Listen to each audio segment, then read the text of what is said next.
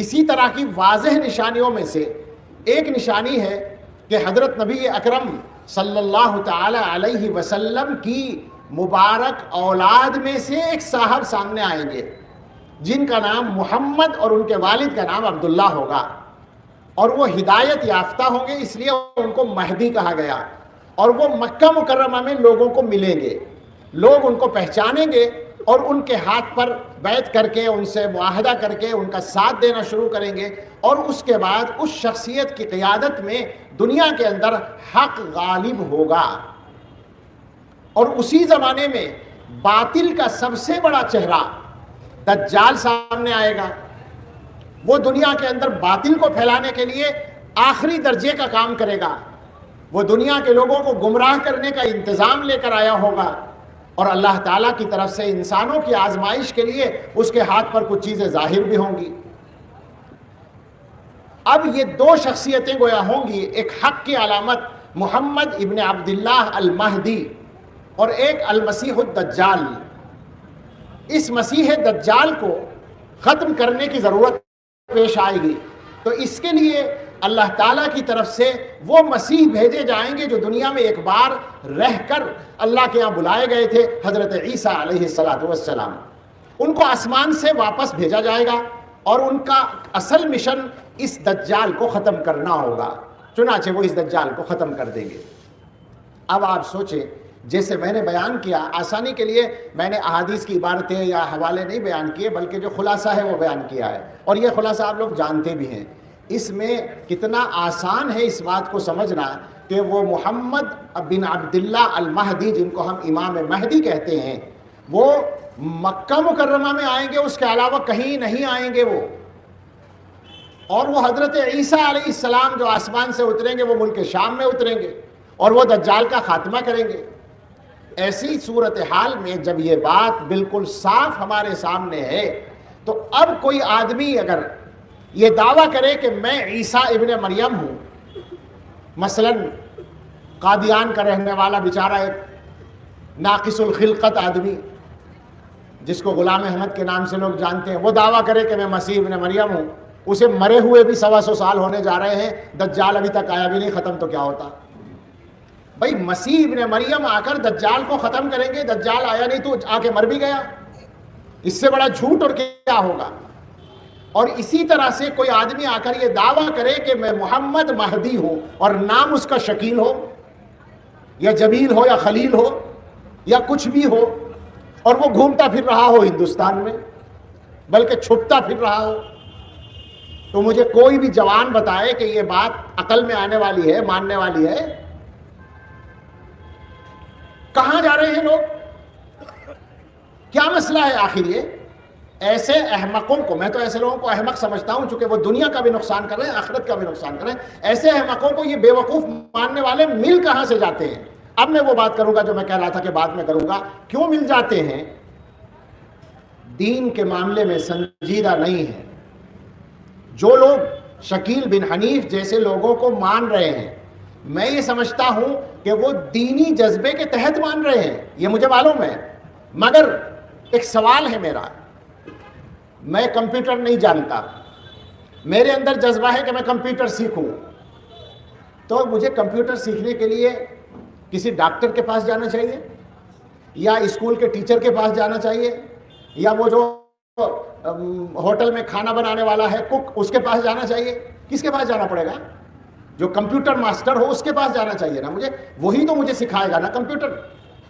اگر مجھے کوئی کاروبار کرنا ہے اور کاروبار کے بارے میں مشورہ کرنا چاہتا ہوں، تو کیا مسجد کے امام صاحب سے جا کے ہوگا مشورہ کاروبار کا؟ کیا خیال ہے؟ یا مدرسے کے مولانا صاحب کاروبار کے ٹپس بتائیں گے؟ وہ سوچو ذرا، بھائی کوئی ایم بی اے ہوگا جو بزنس مین ہوگا، کوئی تجربے کار ہوگا، کوئی ڈگری لیے ہوئے ہوگا کاروبار کی، یا کم سے کم وہ کوئی کارخانہ چلاتا ہوگا، کوئی فیکٹری چلاتا ہوگا، کوئی دکان کرتا ہوگا، وہ اس سے جا کے سمجھنا پڑے گا نا کہ کاروبار میں کیا ہمیں کرنا چاہیے۔ تو سیدھی سادی بات ہے میرے بھائیوں، وہ ہمارے تمام وہ بچے جو شکیل جیسے لوگوں کا شکار ہو چکے ہیں، وہ بھی سنیں ذرا، سمجھیں اپنی غلطی کہاں ہو رہی ہے ان سے۔ ان کے سامنے کچھ لوگوں نے آ کر دین کی باتیں کی، مجھے معلوم ہے دین کی باتیں کرتے ہیں، اور پریشانی کیا ہے؟ فتنوں کا زمانہ ہے، فتنوں سے سب پریشان ہیں. ہمارے وہ بچے جو اسکولوں میں پڑھتے ہیں، جو کالجوں میں پڑھتے ہیں، یونیورسٹیوں میں پڑھتے ہیں، وہ ظاہر ہے کہ وہ انجینئر تو ہو گئے، وہ ایم اے اور بی اے تو ہو گئے، انہوں نے ایم بی اے تو کر لیا، انہوں نے بہت سارے مضامین میں ماسٹرز کر لیا، مگر دین کے معاملے میں تو وہ مدرسے کے مکتب کے بچے کے برابر بھی نہیں ہے نا. جیسے ہم کمپیوٹر یا میتھس میں اسکول کے 5ویں کلاس کے بچے کے برابر نہیں ہے، تو جس طرح ہمیں اس فن کے آدمی کے پاس جانا چاہیے، اسی طرح ہمارے وہ کالج اور یونیورسٹیوں کے بچے سمجھ لیں اچھی طرح سے کہ دین کی بات اگر کوئی آدمی کرتا ہے تو اس کے پاس جاؤ جس کے پاس دین کی صحیح ڈگری موجود ہے، وہ بتائے گا کہ صحیح بات کیا ہے. اور وہ جو تمہارے پاس چپکے آ کر باتیں کر رہے ہیں اور تمہیں سمجھا رہے ہیں کہ امام مہدی آ گئے ہیں اور وہ بیچارے چھپے بیٹھے ہیں اورنگ آباد کے گاؤں میں، ان کے بارے میں ایک راز کی بات میں بتاؤں. یہ راز چھپا ہوا کھلا ہوا راز ہے، وہ تمہیں بھی معلوم ہے، مجھے بھی معلوم ہے. کیا یہ سوال ہے میرا ان بچوں سے، ان جوانوں سے، ان لوگوں سے جو متاثر ہیں، ان سے سوال ہے کیا انہوں نے سب سے پہلے تمہارے ذہن میں یہ بات نہیں ڈالی کہ ان مولویوں کے چکر میں مت پڑنا، یہ تم سے دین کی بہت سی باتیں چھپاتے ہیں؟ بات تو یہیں سے شروع ہوتی ہے، پکی بات ہے، یہ میں دعویٰ کر رہا ہوں. یونیورسٹیوں میں جاتے ہیں، کالجوں میں جاتے ہیں، اسٹوڈنٹس سے بات کرتے ہیں اور ان کو بتاتے ہیں کہ یہ فتنے ہیں، ان کا فتنوں کا علاج آ گیا ہے، مگر علماء تمہیں نہیں بتائیں گے، لہٰذا علماء سے بات مت کرنا.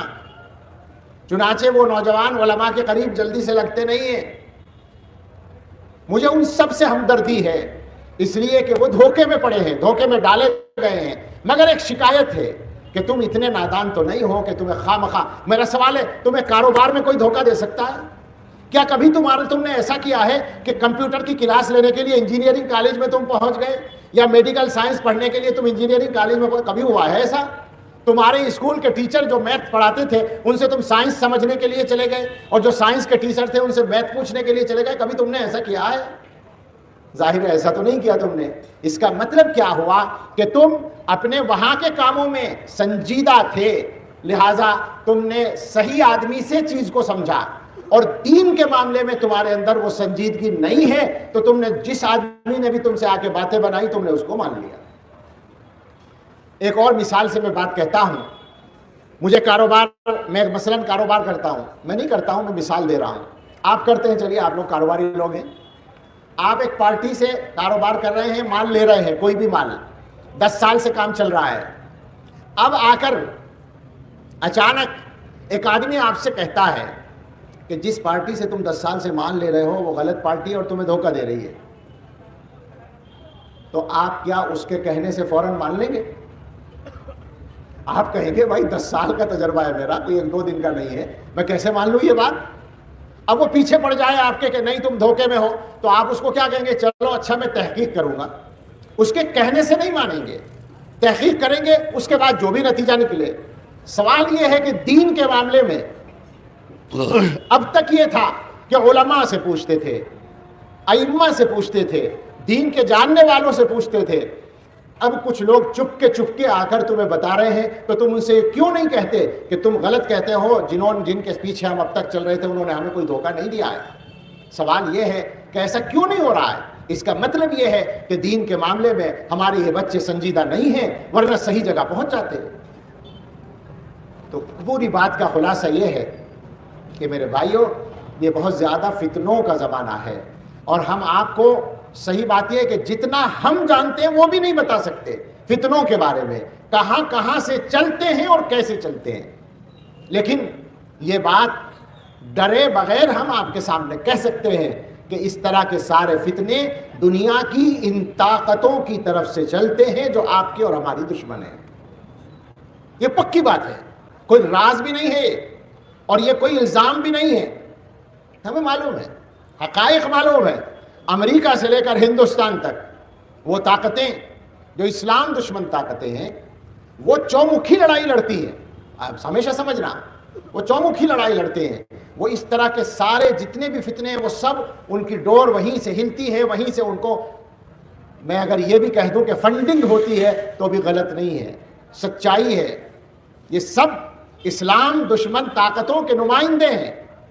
بلکہ آگے بڑھ کر یہ بھی کہا جا سکتا ہے کہ ان میں سے کچھ تو وہ ہیں جو جان بوجھ کر ان کی طرف سے ہی آئے ہیں، اور کچھ وہ ہیں جو دھوکے میں ہیں اور نادانستہ طور پہ استعمال ہو رہے ہیں۔ ایسے تمام لوگوں سے آپ کو ہوشیار